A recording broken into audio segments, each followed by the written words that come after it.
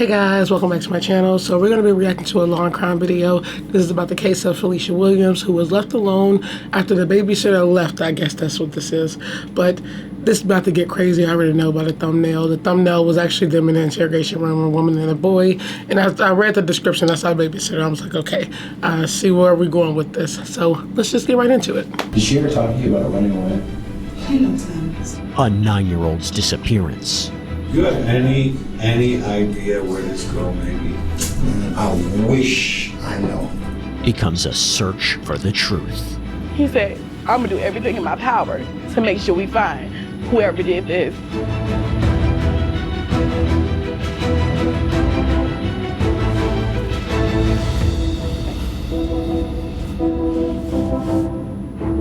Hi there, everybody. I'm Jesse Weber, and welcome to Prime Crime. This is where we break down the most high-profile and memorable true crime cases. Crimes against children. They're some of the most disturbing and heinous in our society. And as you're about to see, getting to the bottom of what happened in these situations is sometimes no simple task. Can you tell me how you told us? The house that they're standing now, and if you look to the left, I used to stay in that house. The woman you're seeing is 23-year-old Ebony Wiley.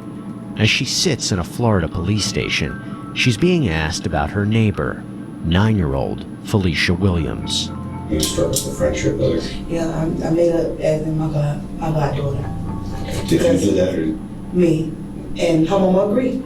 You guys know her as Felicia. We knew her as Sugar Plum. That was our Sugar Plum. She was amazing. She was very a vibrant child, very sweet. She's very loving, very caring, funny. But why are police asking about Felicia? Let's take a step back.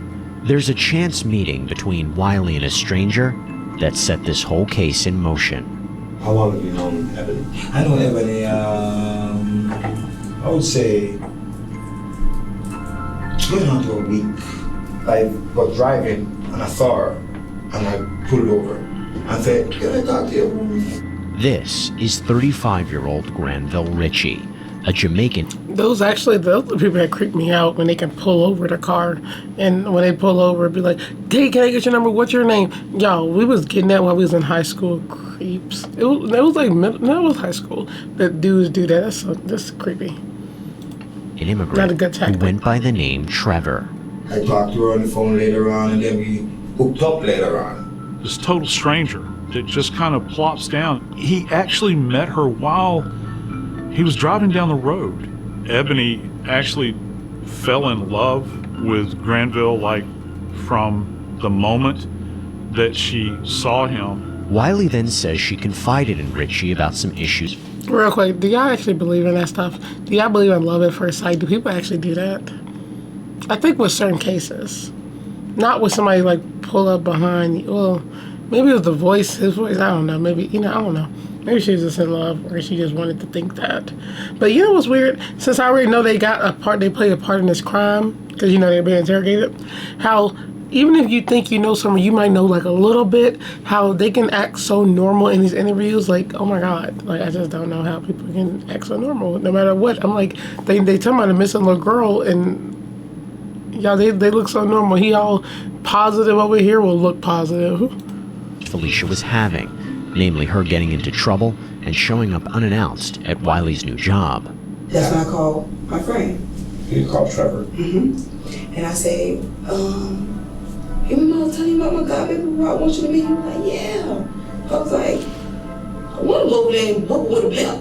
Because she's supposed to be in the house. Mm-hmm. Like, no, just do it the right way. Let's guide her tongue. Talk to her that way. Just a few days into their new love affair, the couple decide to get together. Okay, I'm gonna let this play out, don't worry, y'all. Okay, stuff already going through my head. So she was only days in this relationship. You're telling this dude, hey, you remember my goddaughter, remember that? Is that not weird to y'all? We should go, get her some food. Is it just not weird? I don't know. I feel like this part, I feel like she kind of lying.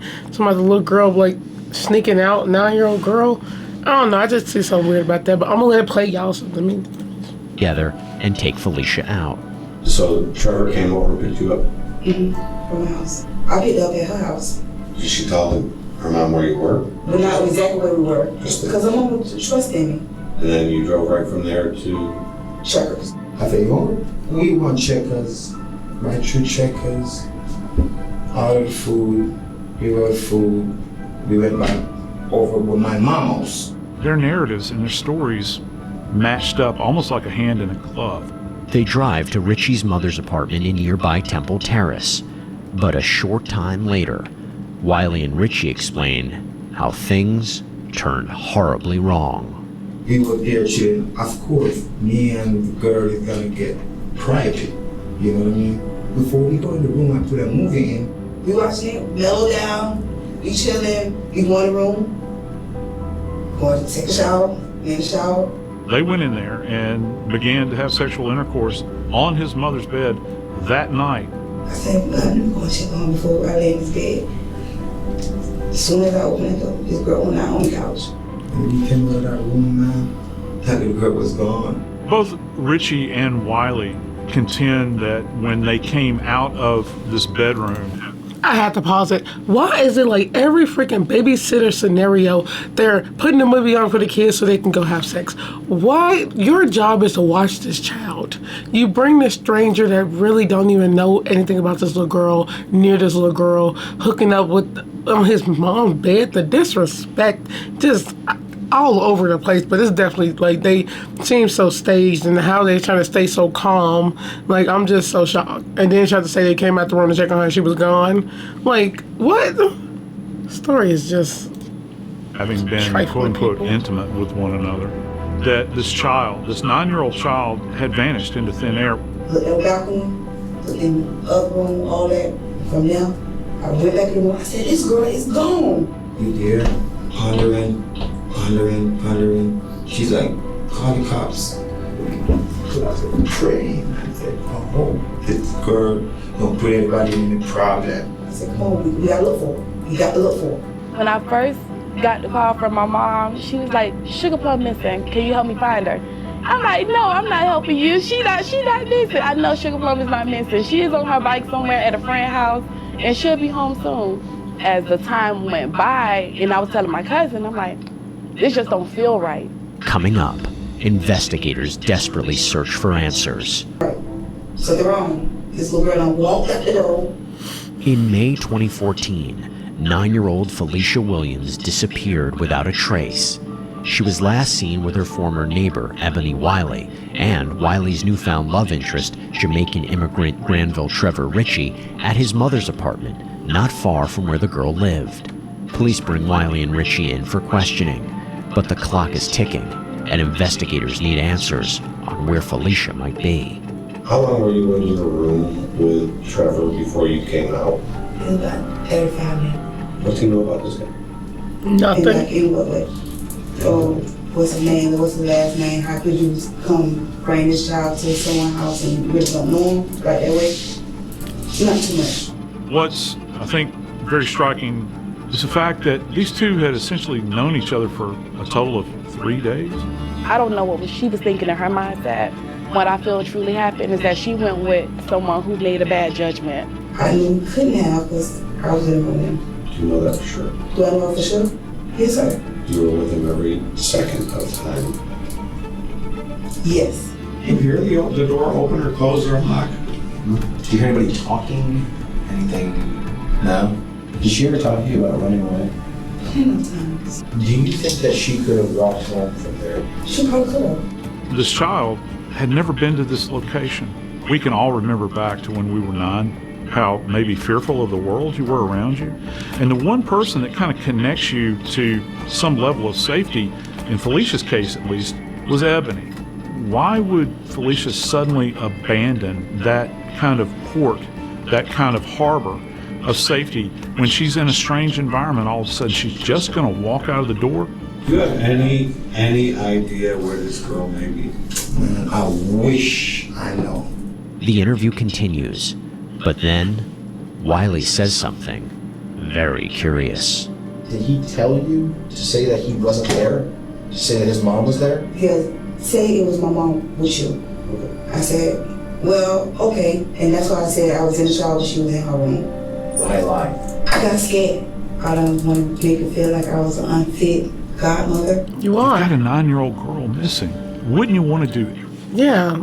Like, first of all, you are unfit. You don't need to be a godmother. You don't need to take care of nobody's kids. To you, you made some horrible decisions. Okay, why do people need to understand? You're watching somebody else's child. That you're not allowed to bring nobody else around this child that you don't know. Like, you knew this boy 3 days, and you brought him up in this house. Well, he actually took them to his parents' house. Like, that's the crazy thing. You don't know nothing about this man, and this is line already involved. Do I want to go and get a theory that's going on? Let me see. My theory, you know what? I'm going to say it. My theory is that I feel like, I don't even know actually because I don't even know so much. I like to give a theory when I do like the stories though. I'm going to say, I feel like he's the one and she's covering for him. Because they're too calm in this interview. Definitely staged with those two. So I feel like he's the mastermind, between whatever happened. Everything that you possibly could to give them the facts in this case so that this poor child could be recovered, brought back to those that love her.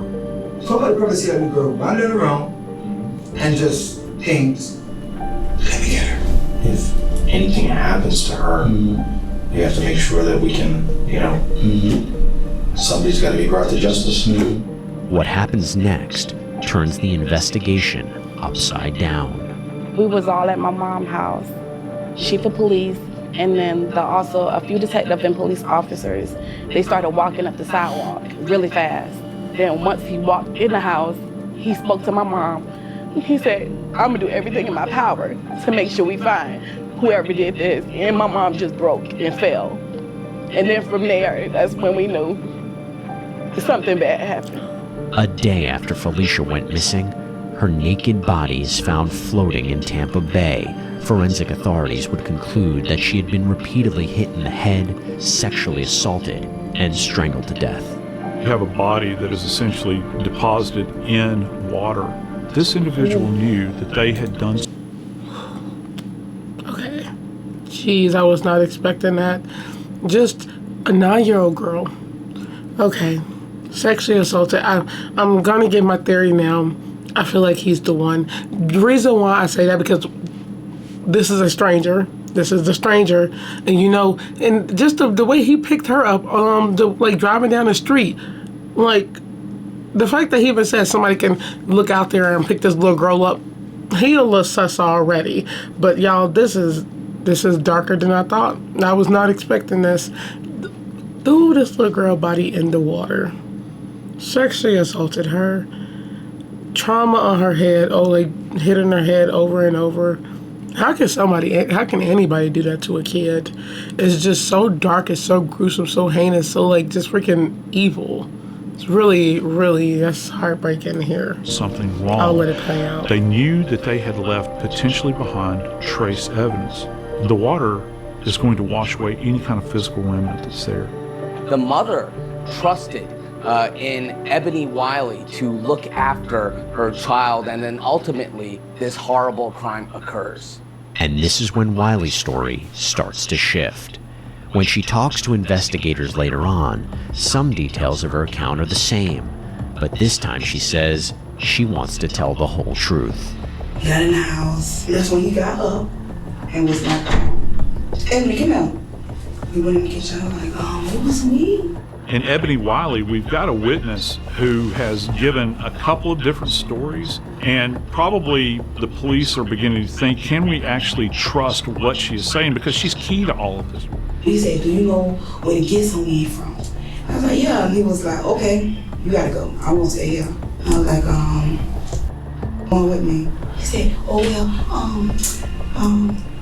I don't think she should go because you know you don't got no license. And you know you better have weed in the car. Don't. So I think she should say it. She was so blinded by what she saw in Granville Ritchie that she was literally willing to leave her with him. Got the weed, I came straight back. I ain't going nowhere else.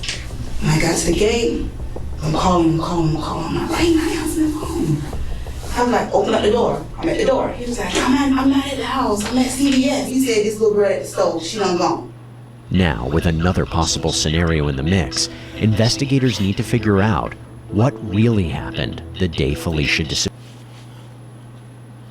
This girl left, not knowing for how long, left this young girl with this stranger who was a stranger to her as well. You think you just, what? Girl, you was not in love. You was in nothing. This man was a stranger that picked you up off the street, and y'all started talking 3 days. You at his place with this little girl that you're supposed to be babysitting, your goddaughter. You claimed you wanted to be a godmother, and left her with this man. You know, and you know, she's too calm in his interviews for me too. I just lies, the demeanor with both of them, and just, oh my God. It's crazy how you could just meet somebody, right, and they could turn out to be like the worst monster you ever seen. Oh my God, wow. Weird. He was like, man, he probably did something to that little girl. I said, oh, he ain't probably did nothing to that little girl. Why are they saying little girl? Like, look, y'all, I swear to God, I'm gonna let it play. But the reason why I said that, because look, you gotta think about all the demeanor. Why is she saying little girl? Like, that's supposed to be your goddaughter. She has a name. I always look at stuff like that in these interviews, because that's how you know people be guilty, because they can't say the name. It's sort of like a psychology behind that, though. Sorry. Did Trevor ever talk to you and give you any information that would lead you to believe that he did anything at all Stop bad? wearing the hair pieces. No, sir. It's May 2014, and police are investigating the disappearance of 9-year-old Felicia Williams, who was spending time with her former neighbor Ebony Wiley and Wiley's new love interest, Granville Trevor Ritchie, at his mother's apartment.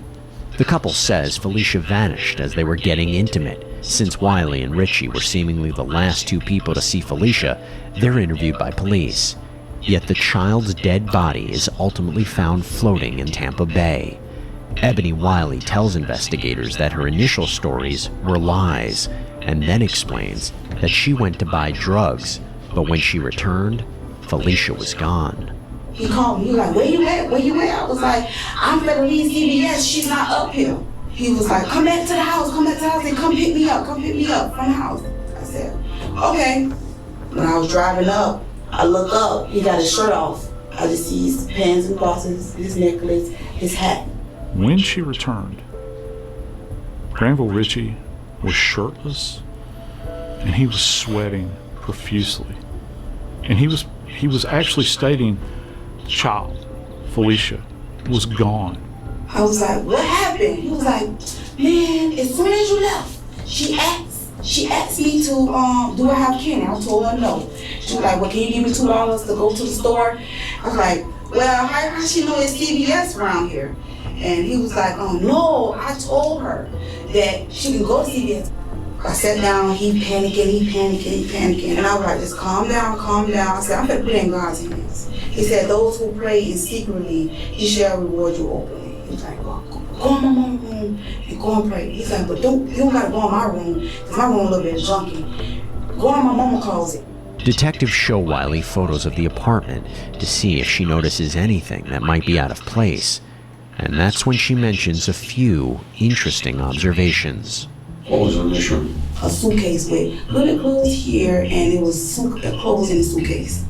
Clothes in the suitcase. See, that wasn't like that.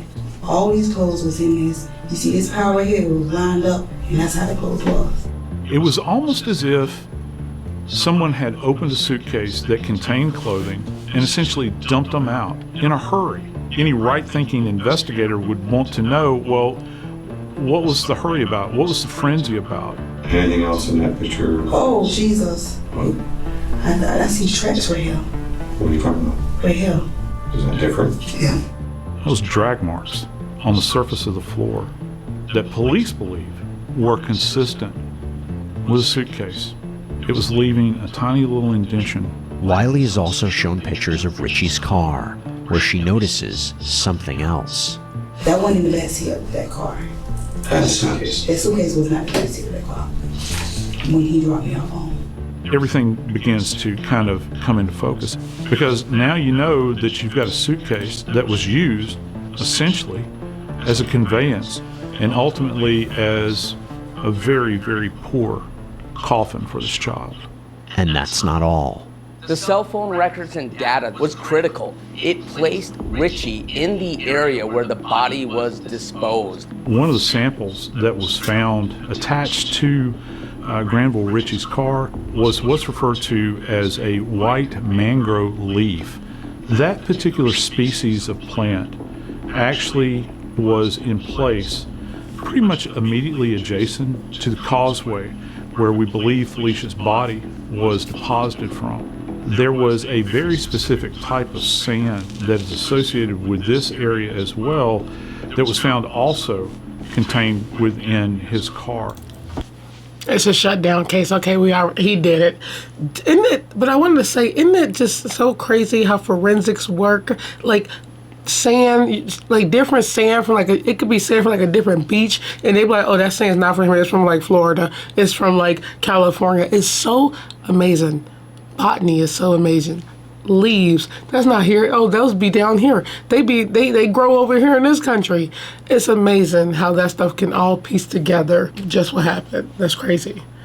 This is an insane case. This man then hurt this girl, then assaulted her sexually, put her in a suitcase because that's drag marks. It's so much evidence on here. And she is to blame too. She left that girl with this man. After an extensive investigation by police, Granville Ritchie is arrested and charged with first-degree murder, sexual battery, and aggravated child abuse. As for Ebony Wiley, she herself faced charges for providing false information to police. Serious charges for a serious crime. That's crazy. But is there enough evidence to prove Ritchie is Felicia's killer? There was no evidence at all that he had scratch marks on him or that he had bruises on him at all that might be associated with Felicia attempting to fend him off in any way. She's also 9 years old. There's also been talk of why was her DNA not found in the car?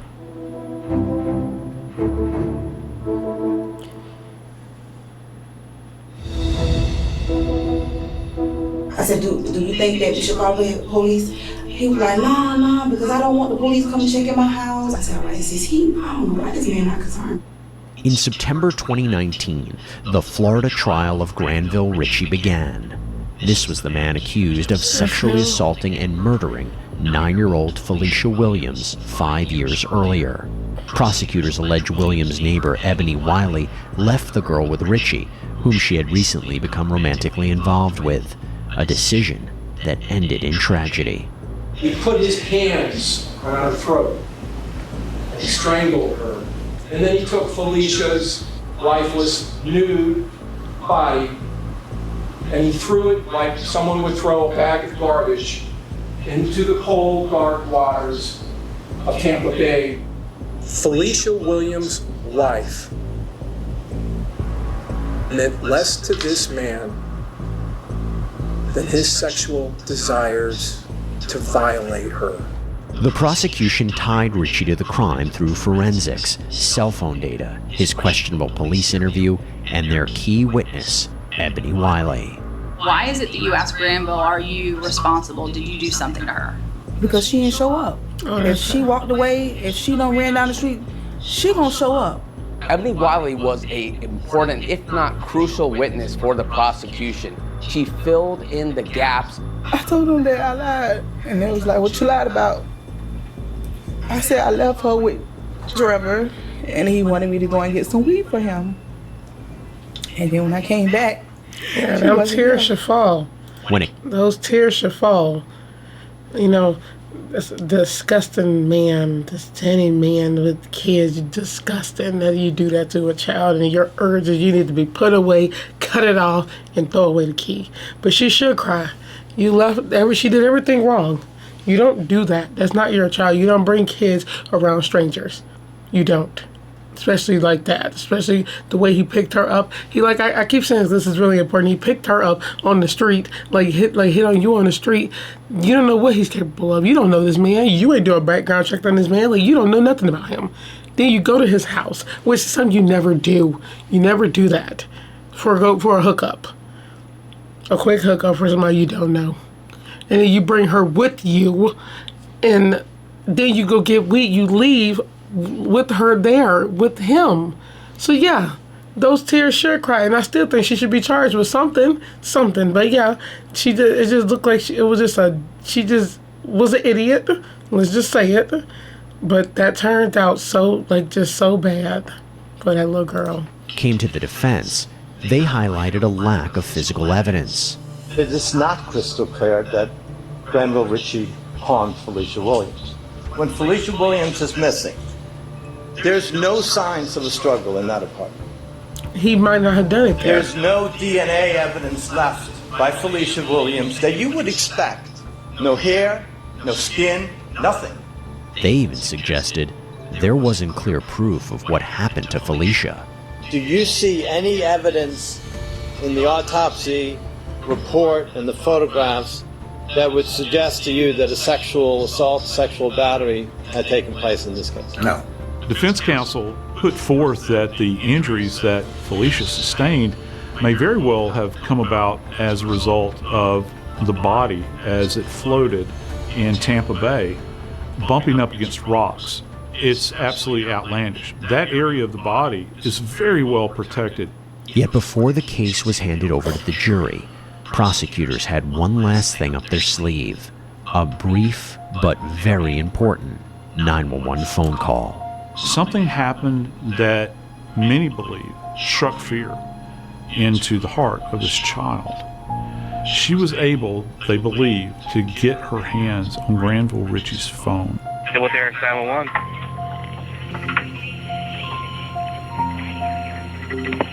She punched in the numbers 911. And the call only lasted for a short period of time, but somebody disconnected that call.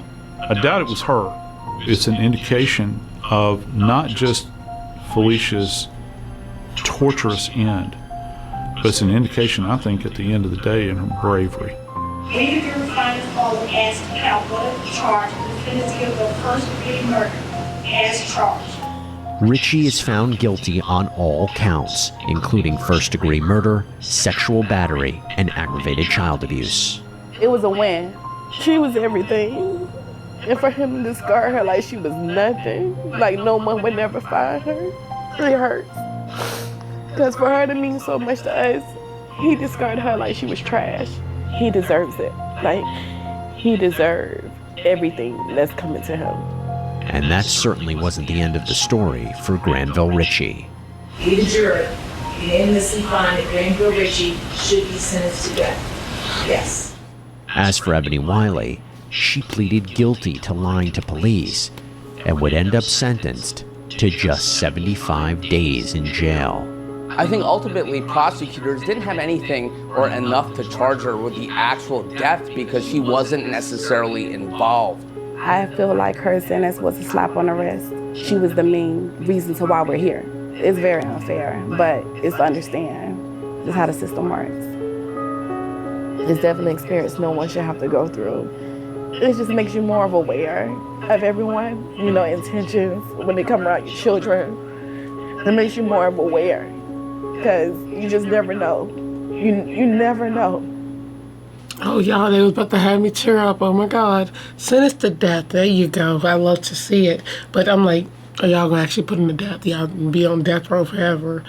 Just, that case was actually crazy. I've been seeing that one for so long on the feed, and I was like, I need to do it. I was like, it looked like it's just, like, this was so much. I really do think, with the babysitter, they should have charged her with, like, neglect or something.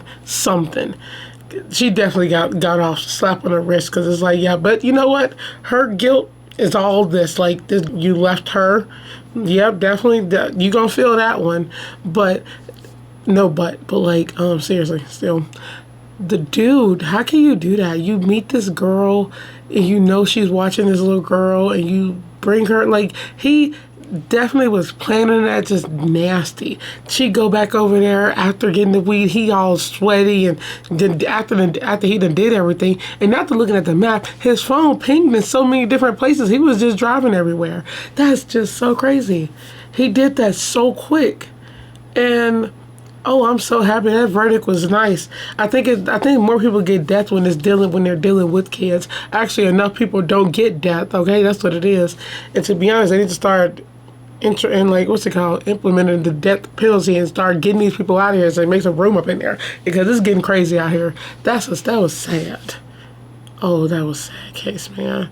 That little girl ain't deserve that. And then the fact that she tried to call 911, that's what was about to get me, y'all. A tear almost came out. That was so sad. The fact that she just imagine it, that she's trying to call 911 secretly and he like take the phone from her and then she's killed, sexually assaulted and killed. That is so scary. And how dare they? The prosecutor, I get it. They said there was nothing found to be sexual assault that they know, and had the audacity to say that it could be because of the rocks.